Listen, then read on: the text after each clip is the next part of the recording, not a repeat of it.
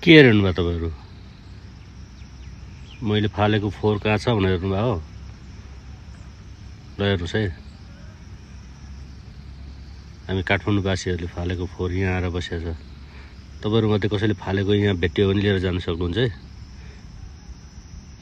यो बल्खुको बागमती किनारमा अड्केर बसेको छ। ल हेर्नुहोस्, तपाईँ हाम्रो सभ्यता, काठमाडौँवासीको सभ्यता। ल यहाँ छ कि हेर्नुहोस् त, यता छ।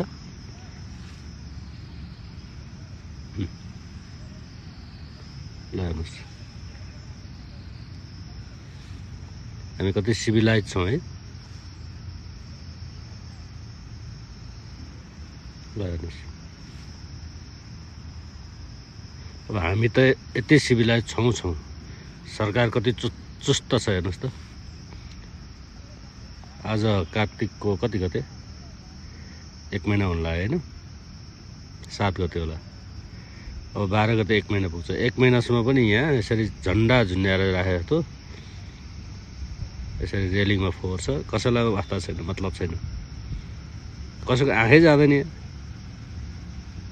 कहाँ छन् हो कर्मचारीहरू? यो सानोतिनो अभियन्ताले सक्दैन, त्यति स्रोत साधन हुँदैन, अब कसले गरिदिने हो?